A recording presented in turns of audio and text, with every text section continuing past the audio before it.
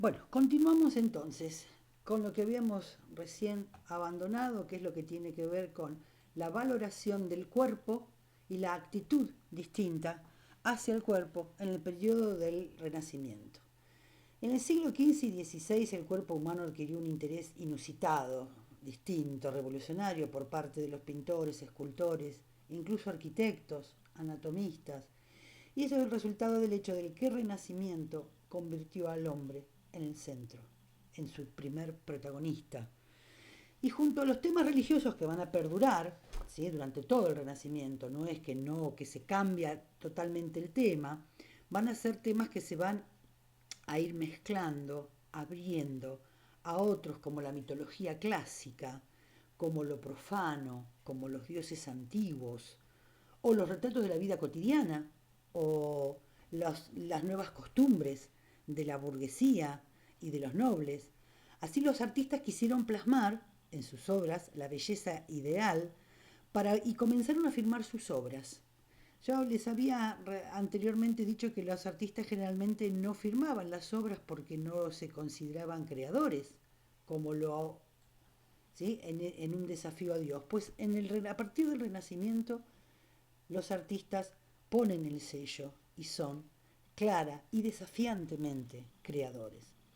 Consideraban del mismo modo que los anteriores que el hombre era la obra perfecta de Dios, pero se interesaban en el estudio de la naturaleza, de esta relación del hombre con la naturaleza, en la anatomía humana, en lo material y carnal de la anatomía humana. Los arquitectos, en ese mismo periodo, asimilaron la belleza a las líneas y la simplicidad y a la armonía de las proporciones, retomando los valores, los estilos y los modos de la arquitectura clásica de la cultura greco-romana, ¿sí?, previa a la Edad Media. Los pintores también modificaron y aprendieron y se basaron en estudios de matemáticas, su proporcionalidad, y vamos a ver que en sus pinturas comienzan, ¿sí?, a aparecer los fondos en perspectiva. ¿Sí? Este nuevo modo de pintar en profundidad, con líneas de fuga distantes y la perspectiva con temáticas de paisajes de fondo, en es una escena que está en la naturaleza, no es un recorte sagrado, sino es la naturaleza también lo que se representa. Son innovaciones en el arte y en las artes plásticas. Los escultores, a la vez, vamos a ver, que también recuperan las artes y las proporciones y los criterios estéticos de la antigüedad. Un ejemplo de esto, ¿no? El hombre, la proporción del hombre, la proporción perfecta del hombre. Esto es un estudio del siglo I antes de Cristo, de un arquitecto del emperador Julio César, eh, Marco Lucio Vitruvio, ¿sí?, que es un tratado sobre arquitectura, uno de los más antiguos que se conoce, sobre las proporciones del hombre y cómo el hombre es la medida de todas las cosas a partir de esa proporción. Bueno, esta imagen que hoy nos es tan conocida fue difundida a Leonardo en la modernidad, y él lo difundió y lo dio a conocer como el hombre de Vitruvio. Miren la estética renacentista, ¿no? La naturaleza, el fondo, la perspectiva y la idea de la perfección. El amor, la belleza se convierten junto con el cuerpo elementos de estudio, y se pretende conseguir a través de ellos este ideal de perfección, una imagen perfecta, una proporción perfecta, un mensaje perfecto. Esto es de Leonardo. Les decía de la escultura, esto es Miguel Ángel, ¿sí? Una de las obras consideradas el ideal que expresa el ideal de perfección es el David, ¿sí?, una escultura de 5 metros de altura. Entonces es la manifestación tanto de un valor espiritual, tal como había sido en la antigüedad, ¿m?, y representa un cambio esencial en la época. Este cuerpo desnudo, ¿sí?, este cuerpo perfecto, proporcionado, vuelve a ser un valor, ¿sí?, en el renacentismo, pero este cuerpo fue justamente el que estuvo oculto, negado durante siglos en la Edad Media. Y bueno, hasta los cambios, ¿sí?, entre estos fines de la Edad Media y el Renacimiento van a indicar revoluciones en las relaciones entre las actitudes y los sentimientos que se tenía hacia la infancia. Entonces, de ese ser inacabado, que se sigue considerando al niño, ahora pasa a ser también alguien que es objeto de necesidades de protección y de cuidado. Entonces pasa a ser un elemento para dedicarse sobre él, a ser objeto de estudio, y la infancia comenzará a ser controlada por el adulto. Y se va a sustituir la prioritaria función de obediencia que debe tener el niño por protección y educación. Entonces, hasta el siglo XV, los niños eran considerados, dijimos, alumnos pequeños, se vestían como tales, miren la vestimenta, y será a partir de ese momento cuando la infancia comenzará a considerarse como una etapa de vida con características distintas al adulto, con características únicas. Esto de considerar al niño en una etapa distinta a la vida que del adulto va a generar transformaciones profundas en la sociedad occidental, ¿sí? Ahora hay responsabilidades sobre ellos, preocupación, ternura, pero ven que la representación estética sigue siendo, ¿no?, como una miniatura vestido como era, con mismas prendas similares a los adultos, aunque ahora va a ser objeto de necesidad de atención. Y el Renacimiento en los temas religiosos, sobre todo a partir de la Iglesia, va a comenzar a favorecer esta idea del vínculo madre-hijo a través de la relación, en términos religiosos, ¿sí?, de Niño Jesús y la Virgen. Entonces la alimentación pasa a ser un tema fundamental, la madre, no solo la nodriza, no solo la que le daba de comer, ¿sí?, sino en términos de vínculo. Y nuevamente lo que les decía, fíjense la corporeidad, ¿sí?, la profundidad de las imágenes, ¿sí?, las perspectivas, los fondos de la naturaleza. Estos son cuadros, ¿sí?, clásicos de la idea del Renacimiento. Acá estamos nuevamente, esto trata la relación madre-hijo siempre a través de la iconografía cristiana, religiosa. Y este niño poco a poco va a ir teniendo, con sus particularidades, una imagen que ya no es tanto el adulto, sino cada vez va adquiriendo más características de niño, ¿no? La cabeza grande, pero una proporción, ¿sí?, y construcción estética distinta. Es muy representado bajo la idea también religiosa, pero mítico-religiosa, ¿no?, como los angelitos, son cupidos, hay una mezcla también de elementos mitológicos. Cupido era un dios, un griego.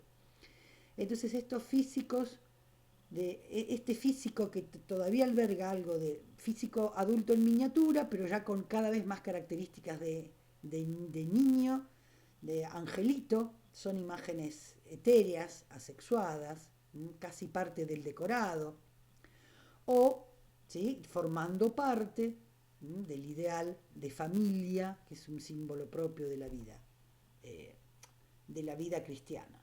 Ahora, ven cómo los temas, si bien hay una permanencia fuerte del tema de la cristiandad, son atravesados por temas nuevos.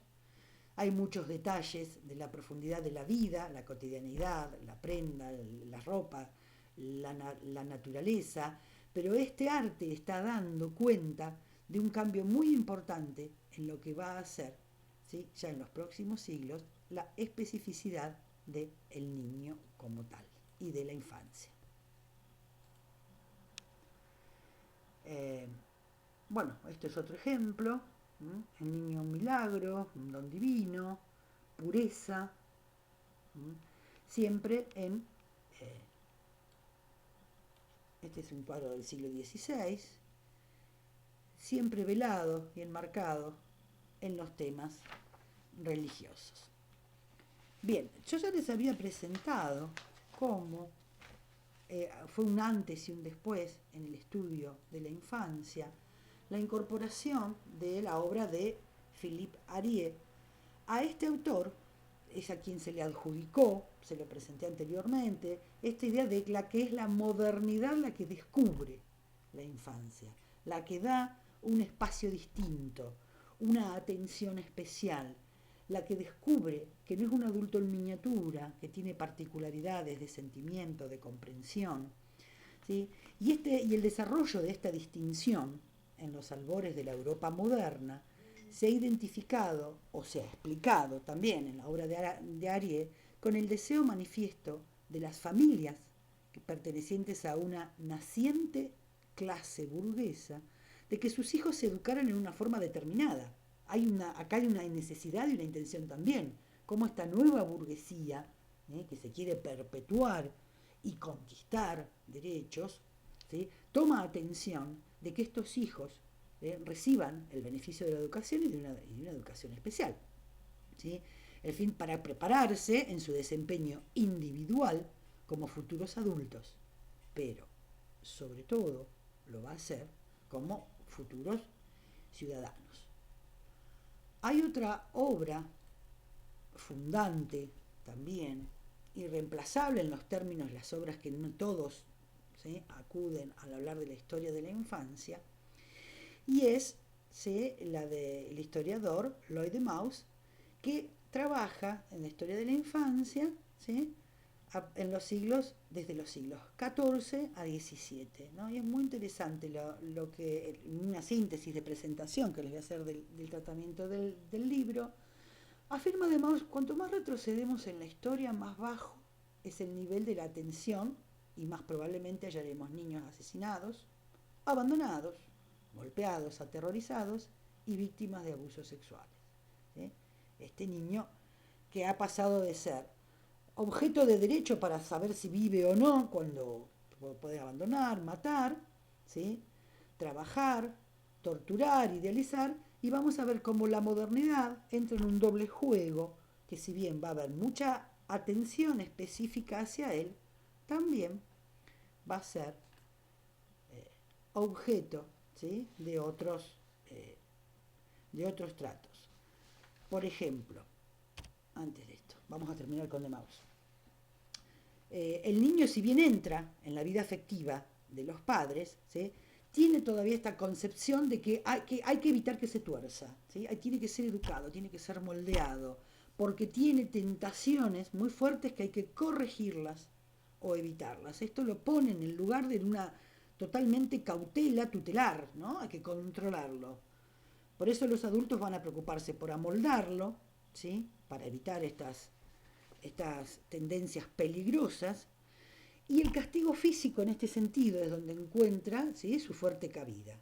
Para eso tiene que aprender por la fuerza, con el castigo, por la sangre, con la represión. Entonces esta preocupación viene teñida también, ¿sí?, de una proyección hacia el niño, ¿no?, del adulto hacia el niño, en forma que se proyecta aquello que no debe llegar a ser el adulto, con la fuerza, la violencia, y la actitud de carácter proyectivo hace que se descarguen en ese niño todo lo malo que puede llegar en el ideario social llegar a ser. Por eso hay que prevenirlo, castigarlo y educarlo con rigidez y violencia.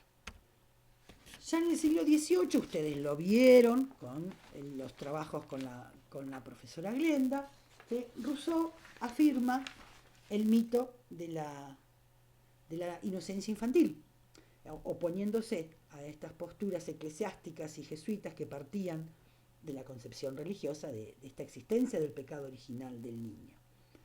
Rousseau va a sostener la bondad natural inicial de los hombres, que esta condición es la que va a ser luego pervertida, transmutada en su inserción a la sociedad, cuando pasa a ser este niño el ser social.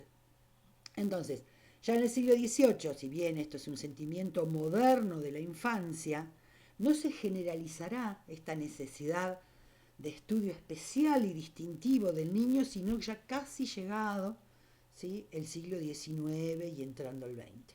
Una vez en la cual las reacciones proyectivas y de inversión, ¿sí?, disminuyen, es decir, no se proyecta todo lo malo, todo lo que debe ser, todo lo que no, sino que el niño comienza a ser, sobre ya el siglo XIX, un ser en sí mismo, todavía perfectible, pero un ser en sí mismo y no carga con toda la cuestión de la maldad. Sí va a tener la cuestión religiosa, eso sí, eh, de que tiene que ser purificado. Y va a ser paulatinamente una aproximación, si bien todavía no hay un carácter empático de comprender a este niño como alguien que necesita cuidado, amor y que debe ser por todos los medios preservado, pero está en camino sobre finales del siglo XIX, principios del XX, lo vamos a ver con las instituciones que se generan en ese camino. Bueno, es en ese periodo ya donde vamos a ver cómo convergen nuevos discursos, ¿sí?, en la infancia, como la pediatría, la mirada moralista, ¿sí?, este deber ser infantil de un maestro que es quien lo debe orientar, y vamos a ver cómo la medicina va a ayudar, entre otras cosas, a disminuir también un problema grande que había de la mortalidad infantil. Entonces, ¿qué es lo que vamos a ver nosotros? Si bien hicimos un rastreo muy somero, hicimos una presentación de una historiográficamente de explicación general, vamos a luego nosotros entrar con un poco más de profundidad en instituciones y cómo va a estar atravesado el discurso de la pedagogía y de la política educativa, pero vamos a ver que en esta modernidad europea, ¿sí?, que estuvimos estudiando hasta ahora, y en esta proyección a lo que luego va a ser América Latina, la educación va a ser un tema de estos niños, un tema nodal para la concepción de un orden social y cultural nuevo, ¿sí?, que va a eliminar el atraso y la barbarie, cuando hablemos de ello, y del mundo medioevo, del mundo de la Edad Media y colonial. Cuando la ilustración irrumpa fuertemente y cuando las teorías educativas, pedagógicas y médicas nos presenten a otro niño, a otra necesidad de acercarnos a este niño, nos vamos a encontrar, ¿sí?, en un discurso pedagógico y social sobre él distinto. ¿Cómo vamos a seguir nosotros ahora? Vamos a intentar identificar en el ámbito de la conquista, ¿sí?, a este niño que va a estar muy desdibujado, pero ahí va a estar presente de alguna manera en el imaginario cambio cultural que va a suponer América Latina en esta guerra que va a ser desprenderse de España, y esta niñez como germen de un futuro ciudadano, de una proyección, ¿sí?, que se va a hacer sobre él en términos de la independencia, la libertad, y antes, como va a ser un elemento este niño del progreso, pero antes vamos a ver qué pasó y cuáles fueron las primeras preocupaciones e instituciones en el siglo XVI y XVII en América. Eso va a ser en nuestra propia entrega. En realidad, estas dos entregas de teórico es uno solo, lo dividimos en dos para que no se haga pesado por las imágenes, pero habrán ustedes notado que hay una continuidad en esto de A y B, que es toda una misma entrega para iniciarnos en el estudio de la infancia en su historicidad. Nos vemos pronto.